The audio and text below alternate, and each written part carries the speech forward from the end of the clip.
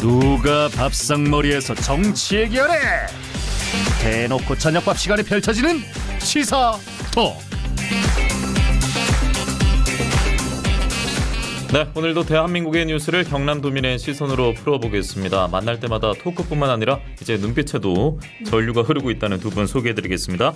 국민의힘 정기풍 도의원, 더불어민주당 한상현 도의원, 한전대와 함께하겠습니다. 어서 오십시오. 예, 반갑습니다. 예, 반갑습니다. 네. 자, 벌써 12월이고 중순으로 향하고 있습니다. 이쯤 되면은 보통 이제 언론에서도 보도가 되는 것이 교수들의 사자성어입니다. 교수들이 직접 꼽는 사자성어인데 올해 사자성어가 결리망이가 선정됐다고 합니다. 뜻은 이로움을 보자 의로움을 잇는다라고 하는데요. 이 결리망이를 추천한 김병기 전북대 명예교수는 지금 우리 사회는 이런 결리망이 현상이 난무해서 나라 전체가 마치 각자 도생의 싸움판이 된 것 같다 비판했다고 합니다. 이 결리망이가 1위였고 2위는 적반하장이고요. 뜻풀이는 안 해도 될 것 같습니다. 3위는 나무충수라고 해서 피리를 불 줄도 모르면서 함부로 피리 부는 악사 틈에 끼어 인원수를 채운다. 이 뜻의 사자성어가 3위에 올랐다고 합니다.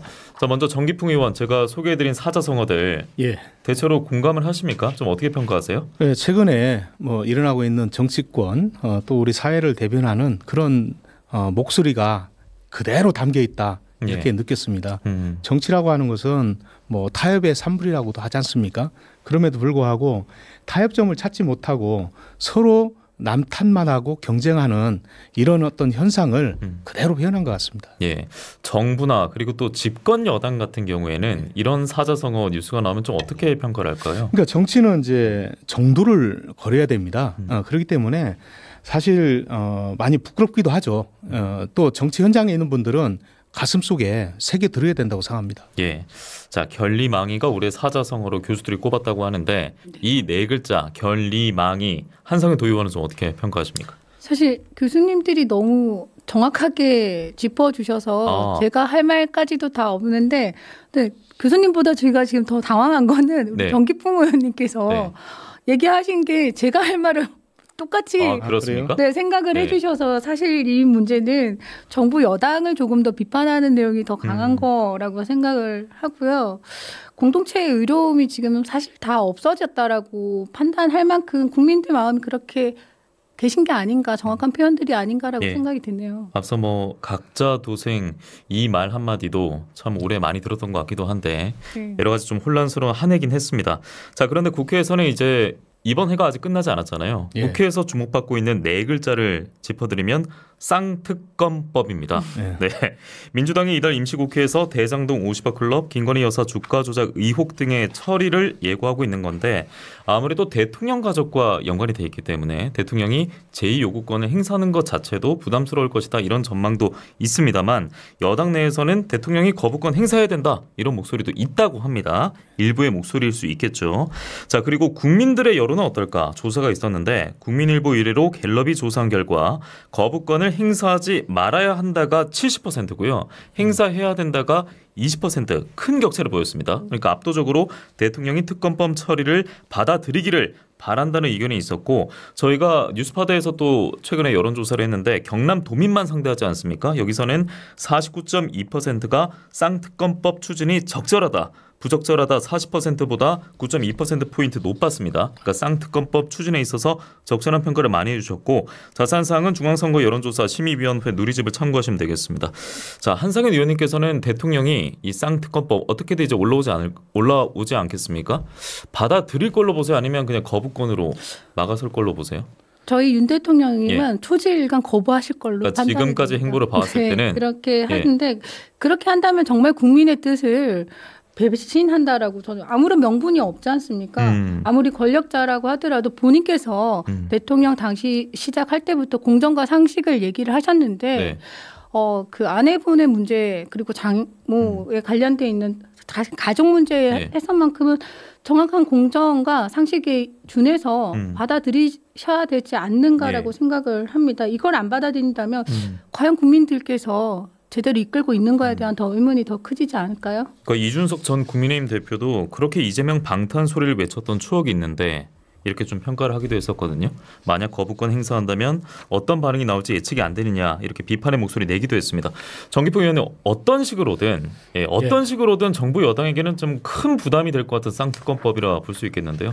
엄청난 부담이고요. 쌍특검법은 사실 이제 우리가 사법부가 있고 검찰이 있지 않습니까? 그런데도 불구하고 사실 이제 특검으로만 다 간다고 하면 민주당이 다수 의석을 점하고 있는 상황에서 자칫 정치 공세로 비춰줄 수가 있다.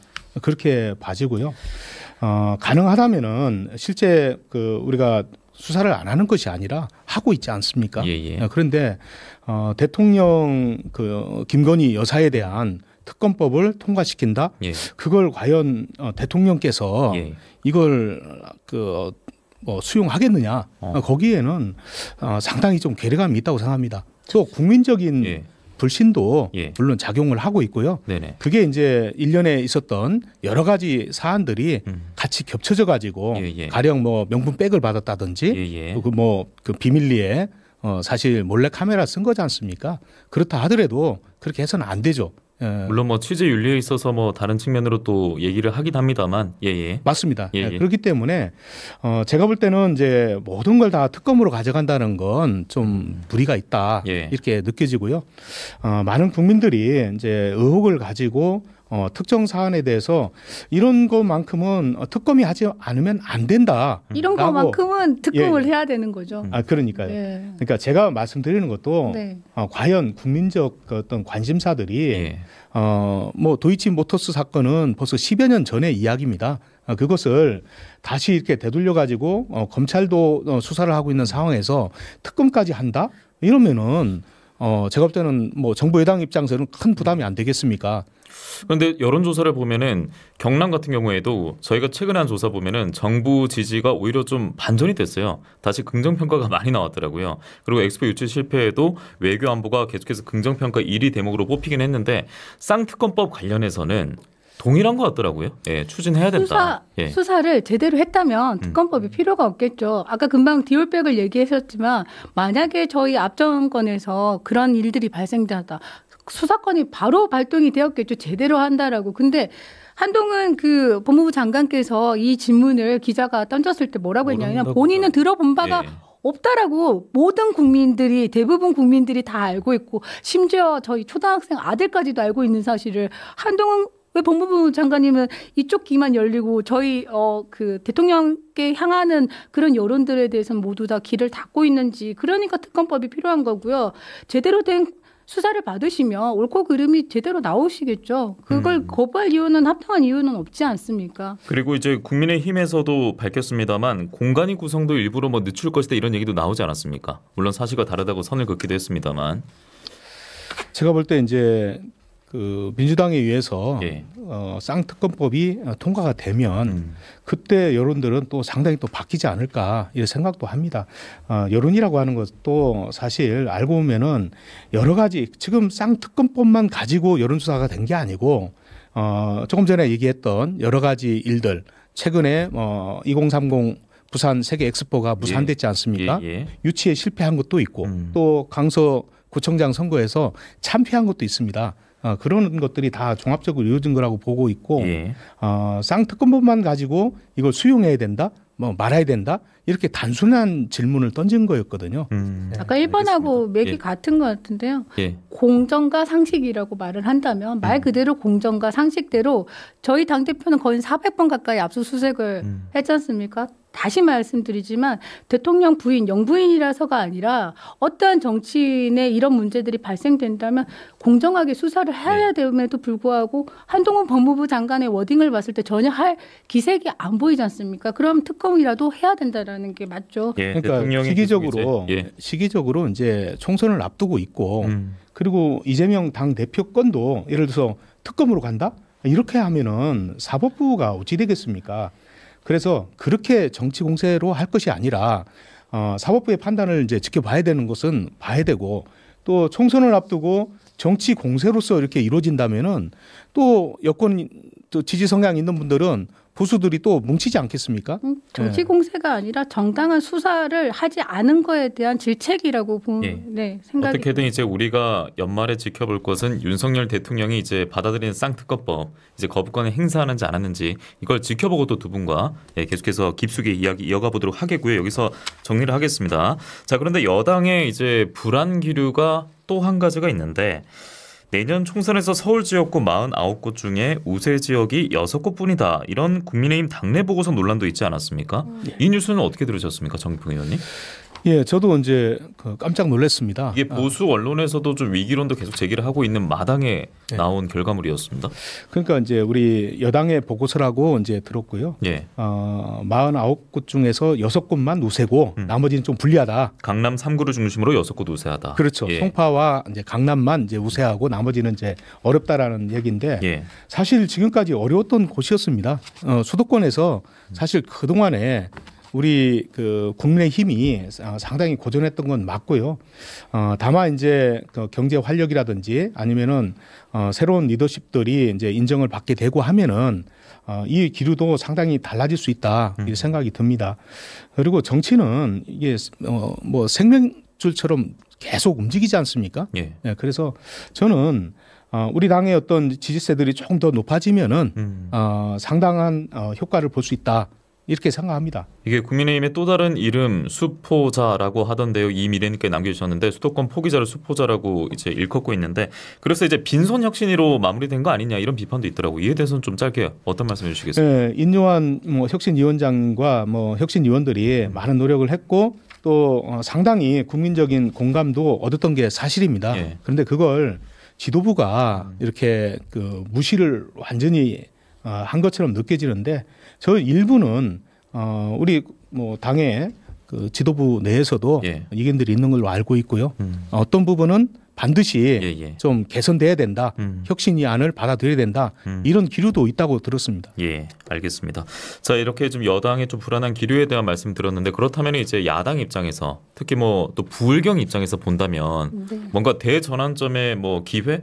이렇게 볼 수도 있을까요? 좀 어떻게 평가하세요? 전환점의 기회를 하려면 저희가 만들어야죠. 남의 당의 뭐 위기를 통해서 저희가 기회를 만든다는 건 옳지 않다라고 보고요. 저희 내부에서도 많은 쇄신안들이 논의 중에 있고 특히나 저희 같은 이제 청년 정치들 위주로 어떻게 하면 국민들께 더 가까이 갈 수 있거나 시도민들이 필요한 정책들을 개발해서 정책을 위한 정당으로 좀 새로이 거듭나려고 많은 노력 중입니다. 많은 언론에는 보고가 안 되고 있지만 남의 위기가 저희 기회로 온다라는 건 저는 맞지 않다라고 보고요. 그 속에 혹시라도 오만함이 자라지 않을까라는 생각에 예의주시하면서 특히 부울경은 그래도 주변에 만나보면 열심히 하고 있다라고들 많이 예전에 비해서는 많은 의견들이 올라와서 조금 더 긍정적인 생각을 하고 있고요. 더 열심히 해야 되죠. 앞으로 이제 그러면 민주당 입장에서는 이번 총선 앞두고 어떤 게 가장 핵심 이슈가 될 것으로 보세요? 여러 가지 던져질 의제는 많지 않습니까? 의제가 너무 많긴 한데요. 의석에 관련된 것보다 저희가 느꼈을 때는 각 지역별로 너무 분산되어 있는 게 한계점이지 않은가라고 생각이 드는 게 예를 든다면 우리는 우주항공청에 관련돼 있지 않습니까? 그러니까 당의 문제가 아니라 각 지역별로에 대한 의제가 서로 충돌하는 문제들이 많이 발생되고 있는데 그것을 어느 만큼 현명하게 조율해서 정책으로 이끌어가는 당이 승리하지 않을까라고 지역 균형 발전을 정말 제대로 이끄는 당이 승리해야만 한다라고 생각을 하고 있습니다. 알겠습니다. 자, 이렇게 이제 경남에서 총선 앞두고 특히나 또 요즘 많이 집중을 하고 있는 사안들 보면은 또 예산권도 있습니다. 예산에 대해서 특히나 좀 관심이 많아지고 있는 올해가 됐는데 12월 국회가 이제 뜨거울 이유가 쌍특검법 그리고 또 예산안 처리 문제도 있을 것이고 우리 도의회도 지금 예산 얘기가 나오는데 12조 규모의 경상남도 그러니까 우리 지역 내년 예산안이 도의회 종합심사 과정에서 1억여 원 삭감돼서 본회의에 붙여졌다고 합니다. 일단 삭감이 됐고요. 이번 주 목요일에 펼쳐지는 도의회 정례회 5차 본회의에서 처리될 예정인데 논란 있는 대목을 보면은 먼저 공익활동지원센터 예산에 전액 삭감 건이 있습니다. 이게 한상현 의원께서 하신 말씀이 너무 많다고 그래가지고 먼저 저 말씀 듣도록 하겠습니다. 한상현 의원. 광고가 조금 있으면 나오는데 이 안에 말을 할 수 있는지 모르겠지만 이 공익지원센터는 어느 특정 정당을 위한 게 아니라 말 그대로 시민단체들이 공익활동을 하는데 서포트해주는 센터입니다. 그러니까 사회혁신의 동력을 모으는 네, 조직이다. 맞죠. 네. 그런 활동가들이 기준으로 해야 지방자치가 제대로 일어난다고 저는 생각을 했고요. 그리고 이게 저희가 이제 잘 모르시겠지만 올라가기 전에 개수 조정이라고 해서 저희 본 의원들끼리 개수를 조정합니다. 이 안은 거의 관습법처럼 진행되는 거고요. 아, 그럼 우리 이렇게 하자. 미리 뭐 조정한다 그런 말로 수를 어느 정도는 조정을 하고 들어가고 이게 비공식이긴 하지만 저희들 내부에서는 완전 법률과 같은 진행이 되는 겁니다. 분명히 그 관습법처럼 진행됐을 때는 공익활동지원센터는 사라지지 전액 삭감이 안 돼 있는 상황이었는데 그 일부 마음에 안 든다는 것을 일부 의원님들이 그냥 강행으로 처리를 하셨거든요. 이게 이제 정말 합당치 못하다는 거죠. 의회라는 게 법을 만드는 거고 법을 지키는 건데 아무리 이게 명문화되지 않는 법이라고 할지언정 관습법 같이 우리가 모든 의회들이 이때까지 지켜온 사항들을 합의되는 게 정치지 않습니까?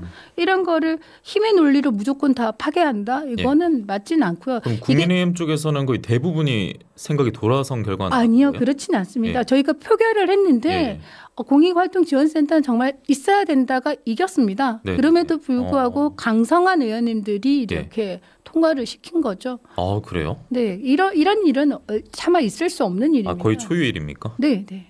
이거는 아마 정기표 의원님한테 따져선 되지는 않을 문제지만 대부분 국민의힘 의원님들도 동의를 해주실 거고 저희가 정당이 다르긴 하지만 합리적인 의원님들도 정말 많으시거든요. 근데 이 부분은 정말 짚고 넘어가야 된다고 생각을 합니다. 네, 뭐 관습적으로 이렇게 이어왔는데 뭔가 생각했던 반대 결과가 나온 것 같습니다. 물론 따져 묻는 건 아니고요.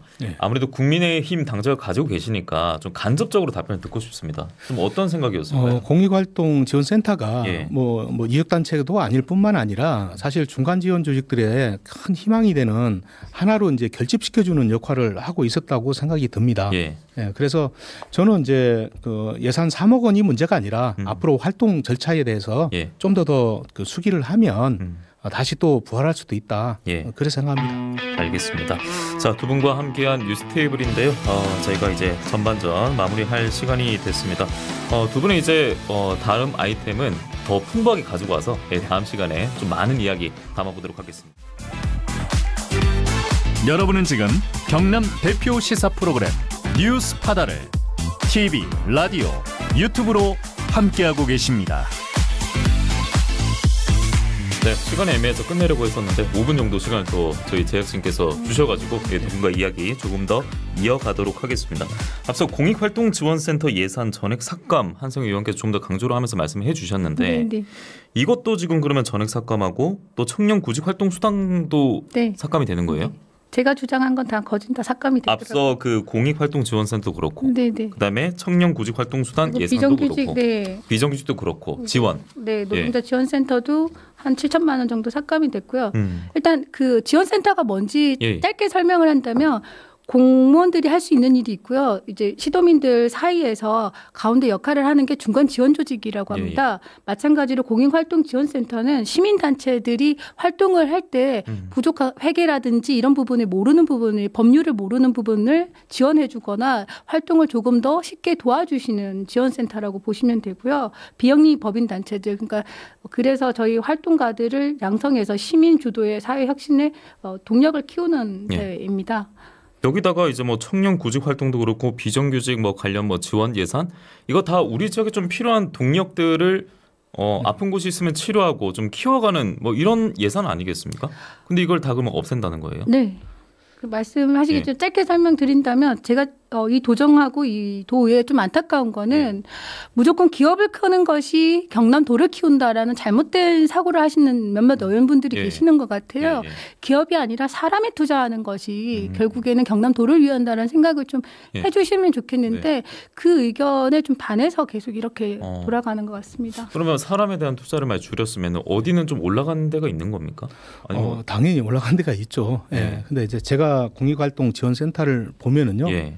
꼭 필요한 단체이고 그리고 사실 이제 일부 언론에서 김경수 도정 지우기 아니냐 이렇게 표현한 부분도 있었습니다. 예. 그렇지만은 절대 그런 건 아닙니다. 이제 삭감한 내용을 보니까 이 공익활동지원센터에 대한 오해 소지가 좀 있는 것도 제가 좀 느꼈습니다. 어떤 게? 예, 그리고 실제 그 어떤 활동을 하는지 또 성과가 뭔지 그리고 실제 그 공익활동지원센터를 통해 가지고 이렇게 활동했던 그 활동가들이 많이 나타났는데요. 그분들의 이야기를 좀 가감 없이 들어볼 수 있는 그런 기회가 있었더라면 조금 더 다른 그 결론이 나지 않았을까 이렇게 느껴지고요. 공익활동지원센터는 또 우리 박한수 도정에서도 그대로 이어서 해왔던 사업입니다. 그렇기 때문에 제가 볼 때는 큰 적이 없다면은 뭐 추경이라도 반영을 해서 추진할 수 있지 않을까 이런 생각도 청년 구직 활동 관련 예산은 좀 어떻게 이게 제일 큰 문제예요. 저희가 그렇죠. 맨날 청년이 유출된다라고 하는데 2020년대만 하더라도 한 3,000명 가까운 분들에게 수당을 지급을 했고 만족도 조사에서도 굉장히 높은 점수를 받은 걸로 알고 있거든요. 이게 매달 50만 원씩 넉 달간 최대 200만 원이라고 맞습니다. 합니다. 그리고 기초 사업하고도 매칭 사업이라서 제가 알기로는 기초 지자체에서도 준비하고 있고 왜냐하면 반응이 너무 좋아서 그럼에도 불구하고 청년을 위한다면서 청년을 위한 이런 예산들을 삭감한다라는 건 정말 앞뒤가 맞지 않는 거죠. 그 이제 청년과 관련된 저희가 구직 활동 그 지원금뿐만이 아니고 여러 가지 지원 제도가 있습니다. 제가 활동하고 있는 건설소방위원회에도 청년 관련된 6가지의 사업들이 있습니다. 주로 이제 주거급여 형태로 뭐 집을 산다든지 아니면 임대를 보조해 준다든지 또 이제 일정 기간 동안 그 이제 무료로 사용할 수 있는 이런 걸 이제 제도적으로 만들어 놓은 건데 반드시 구직활동 그 지원금만 봤을 때는 좀 그 너무 이제 예산이 삭감돼서 안타까운데요. 그렇지만은 실제 시군 단위에서는 그 예산이 그대로 있습니다. 경상남도 예산이 삭감돼 가지고 좀 문제가 될 것 같은데 제가 볼 때는 뭐 이런 사업들은 여러 가지 측면 우리 건설 소방위 외에도 우리 6개에 있는 다른 상임위에서도 청년 관련된 예산들은 굉장히 많이 있기 때문에 단순히 김경수 도지사 시절에 했던 내용들을 지웠다. 뭐 지우게 하는 거 아니냐. 이것은 오해라고 생각합니다. 근데 청년들이 원하는 걸 지원해 줬는데 금방도 뭐 집이다 뭐다 했는데 핵심적으로 많이 본다면 청년들한테 직접적인 지원보단 간접적인 지원으로 많이 돌아섰고요. 말씀대로. 그리고 회사라든지 이런 쪽으로 지원책이 더 많이 간다라는 건 피부로 청년들이 실질적으로 느끼기에는 한계점이 있다라는 게 명백한 거죠. 일단은 또 구직을 해야 직업을 구해야 또 직으로 우리가 생각이 또 바뀌기 때문에 전환이 되기 때문에 어쨌든 우리 청년 그리고 또 일자리 교육 문제로 골머리를 앓고 있는 또 경남이기 때문에 이 대목은 조금 아쉬워하는 분들도 많겠다라는 생각으로 정리하면서 두 분과의 토크를 마치도록 하겠습니다. 국민의힘 정기풍 도의원 더불어민주당 한성현 도의원과 함께했습니다. 고맙습니다. 감사합니다. 감사합니다.